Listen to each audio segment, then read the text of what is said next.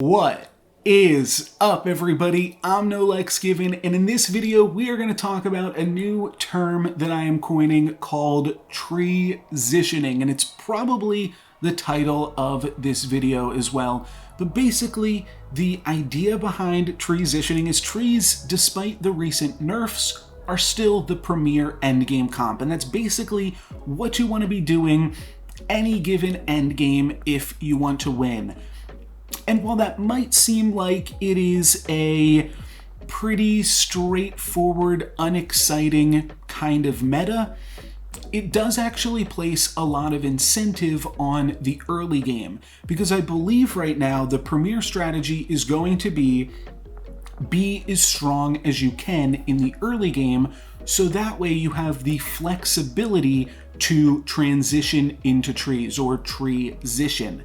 And that's what we're going to be looking at in probably a decent amount of my videos this month, just trying to be as strong as I can in the early game. And we're going to be looking at a Fates game in this one. Sherwood Sure Shot can be a pretty strong hero. We're going to wind up being able to get a win and then a tie in our first two combats. I believe we got a win in the first combat. Wasn't really paying attention. Oh, did we beat another Sherwood Sure Shot?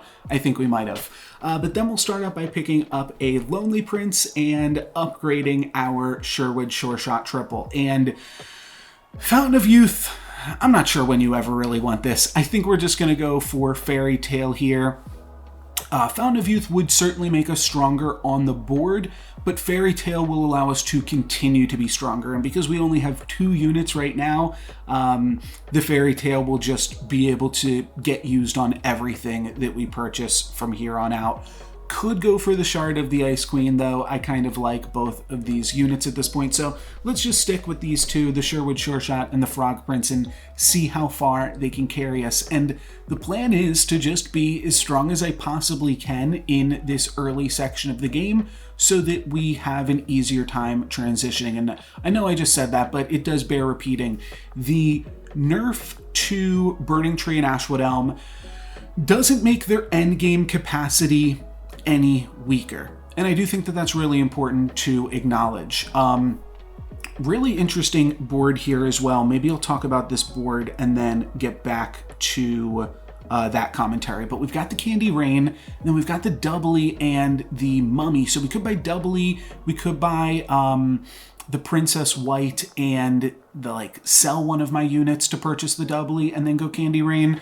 But how I decide to draw it up here is to just buy the White and the Blind Mouse, and then next turn I'll buy the Mummy and the Doubly and then cast the Candy Rain on both of them, because both of those units really appreciate the +1/+1 or +2/+2 in Doubly's case of the Candy Rain. And then all of a sudden we've got a 6/6 Doubly, or a 7/7 Doubly rather, and are looking pretty strong. And that's kind of the goal right now.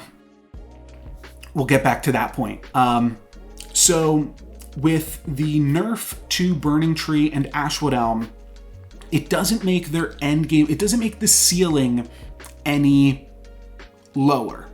What it lowers is the floor. It means that now when you first purchase these units, you're going to have a difficult time just playing them immediately. It might result in taking some damage. If you don't have any life to take, then you might just not be able to pick them up and TREEsition at all.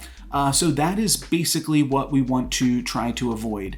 And while I did say that I wanted to pick up the Mummy, I also kind of just like the strength of picking up the Polywoggle and the Humpty Dumpty here, and that is going to also give us a pretty reasonably strong board. So I'm going to go for that instead, and I don't believe that I'm going to lock onto the Mummy. I think I'm just going to potentially try to roll and maybe find some more dwarves or see where this Polywoggle takes us. But there are different ways to pick up into Burning Tree. The videos the past 2 days were interesting because I didn't have to TREEsition.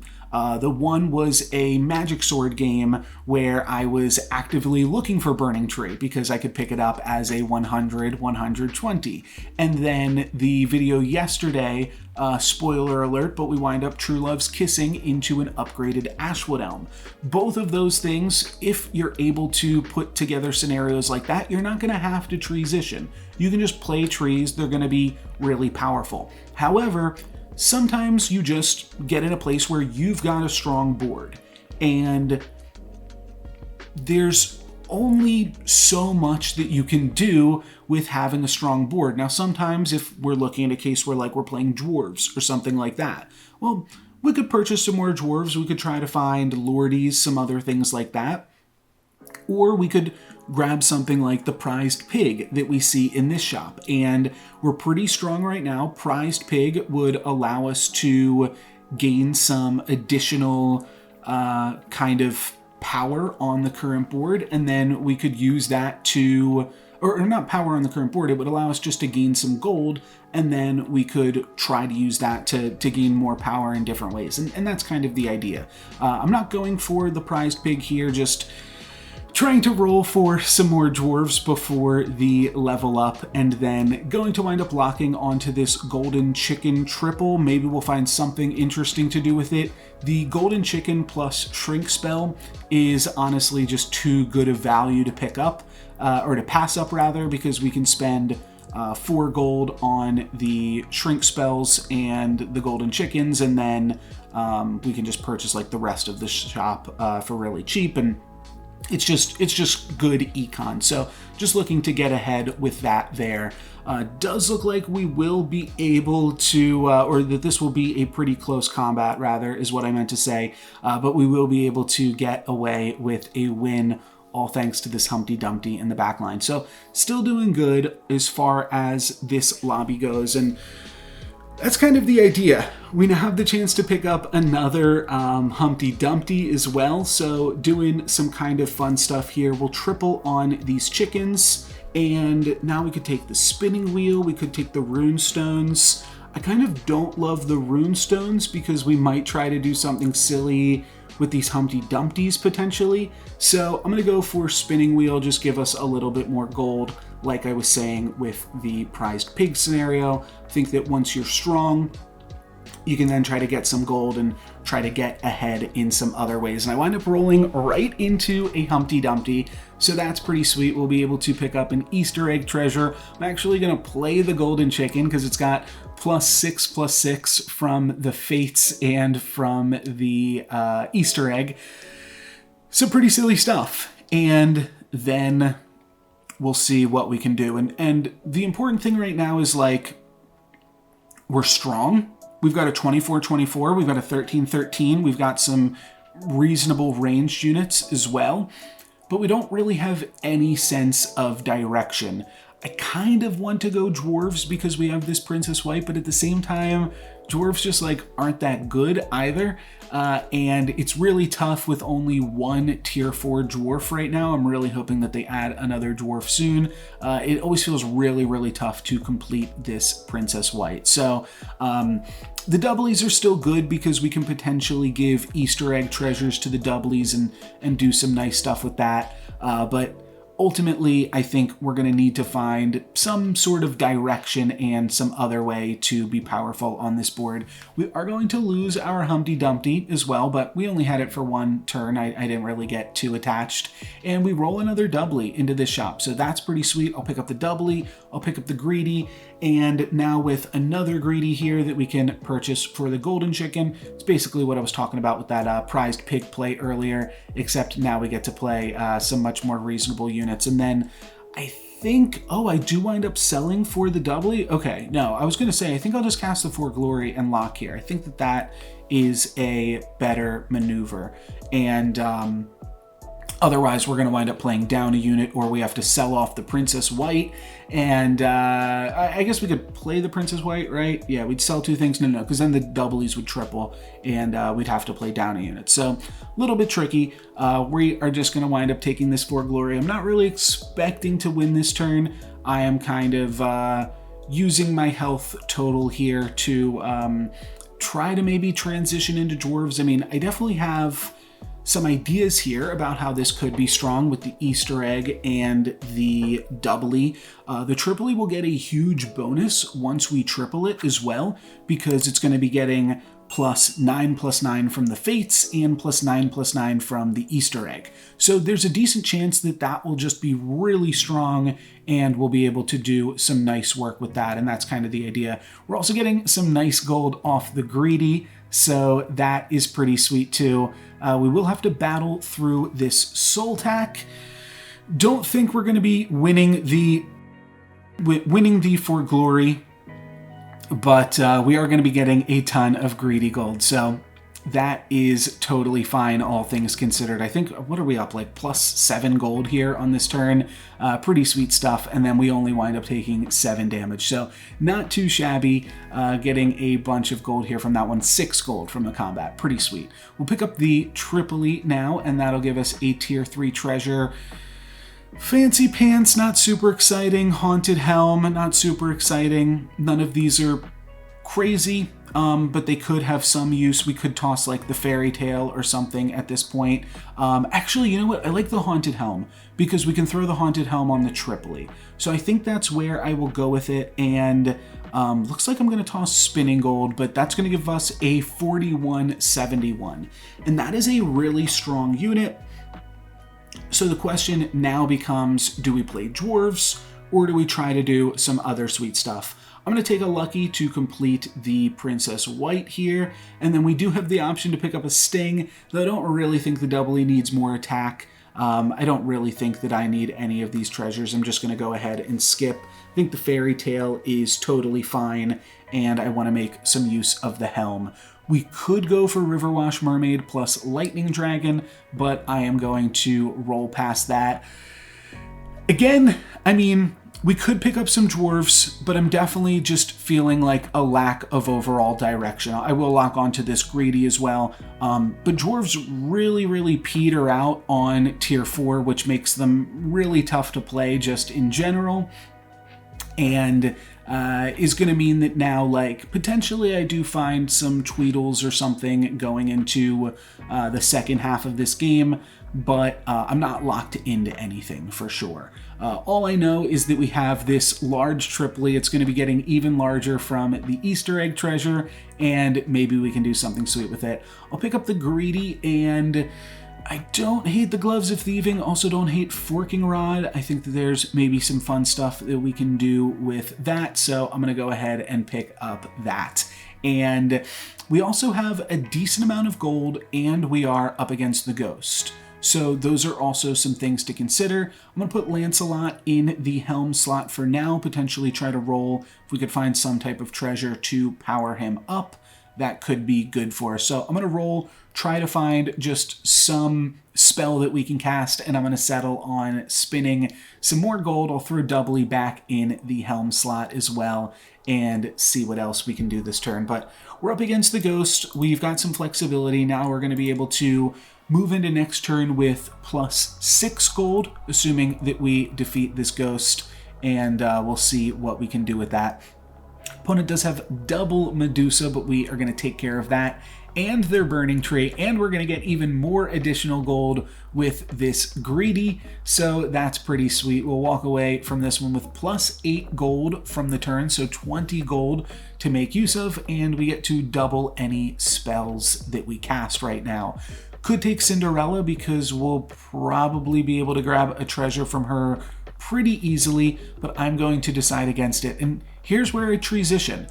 We do have the option to take Masquerade Ball here too, which is kind of cute, but the important thing is that we can just take the Burning Tree because we have so much gold. And we're going to be able to get even more gold this turn with a Falling Stars and a Greedy. And one thing that I'm really looking for here is a Darkwood Creeper, because we're going to be able to cast multiple Falling Stars. So if we can put some Creepers in, that's going to start to give Burning Tree some additional attack to start things off. So this is the core of treesitioning, basically have an early lead with the power that we have from doubly, try to find some ways to generate additional gold, which we can see from the greedy. That's also going to set you up very well for TREEsitioning. And then we also have the gold from the spinning gold plus forking rod.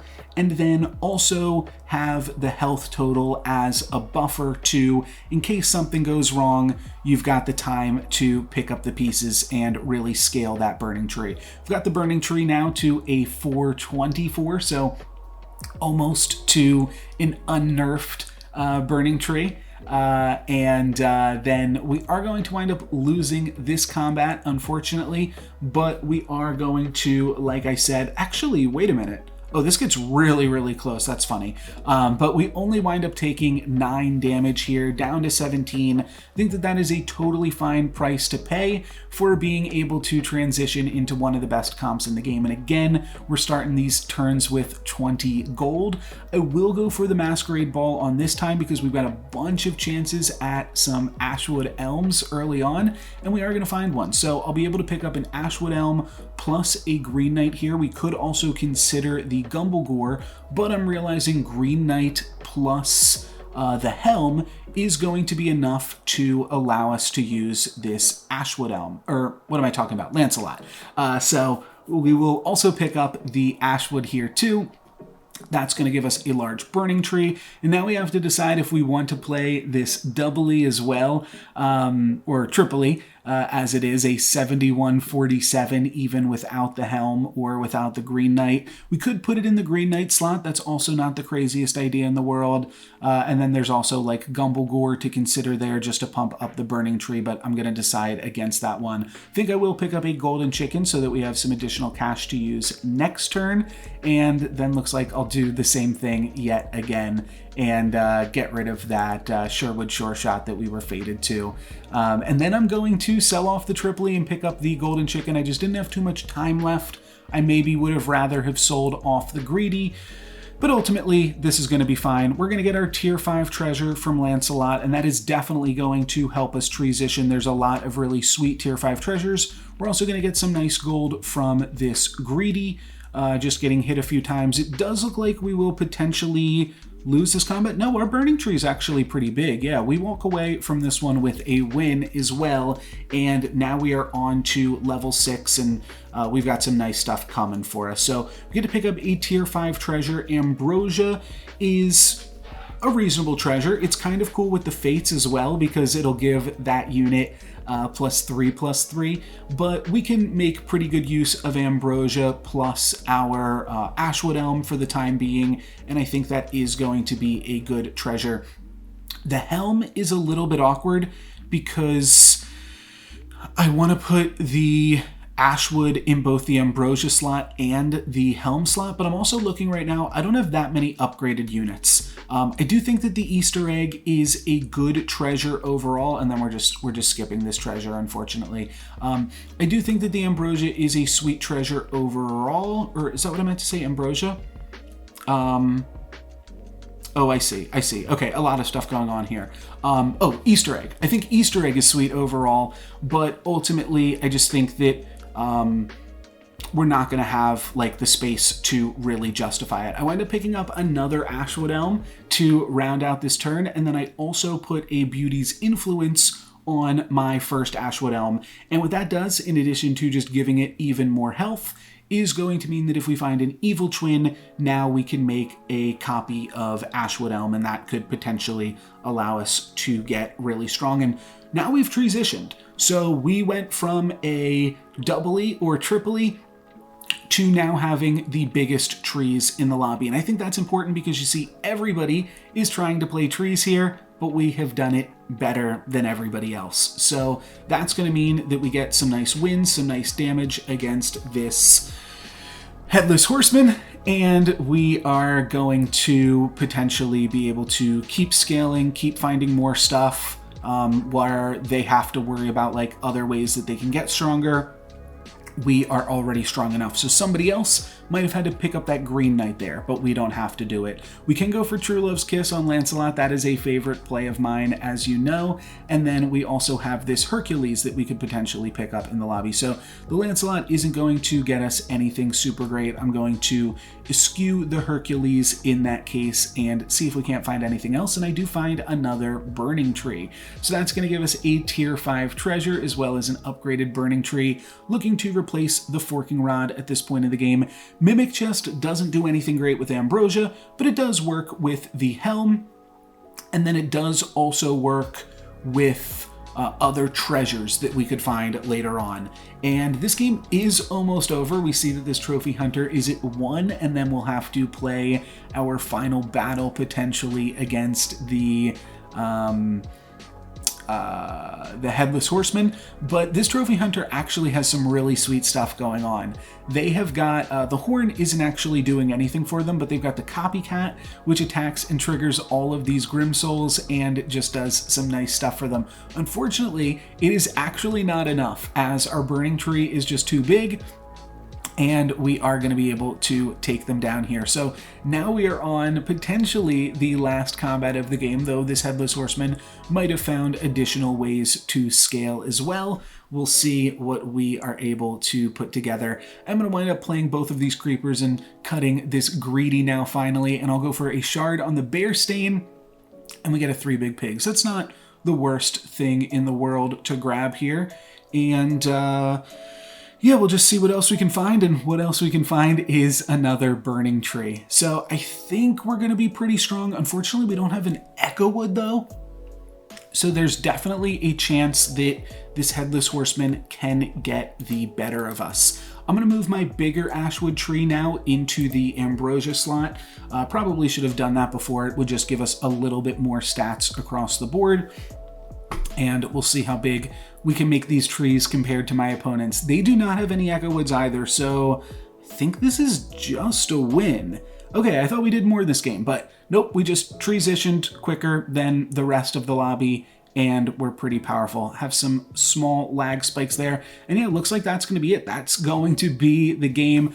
Pretty straightforward one, but I do think it's an important concept to both understand if you're trying to play Storybook Brawl in the current patch, and also just for my videos on the current patch. We are going to look at a lot of TREEsitioning, so hopefully I'll do it in a bunch of different fun and interesting ways to still keep you entertained, but you know, that's kind of what happens. 3-4 months ago when I was playing, almost every video on the channel turned into Copy Boy in the end game, and now you're going to see most of the games that get put on this channel are going to be TREEsitioning games. And I am definitely going to mix it up. I think I'll do like a Dwarves video tomorrow, maybe a Hatball video on Tuesday, and then we've got Wednesday, which is going to be a Trees game, but we'll still mix up the content and keep it a little bit fresh. But also there's other things, like in this game we completed an egg triple and got an Easter egg treasure, and are able to do some other silly things like that. So still looking to try to play some silly stuff, but I wanted to just show also what I think is like the premier strategy for right now if you want to win, and that's just playing some trees. And here is one of the ways that you can do it. So that's going to be it for me for this video. Thank you guys very much for watching. I'm NoLucksGiven. Peace.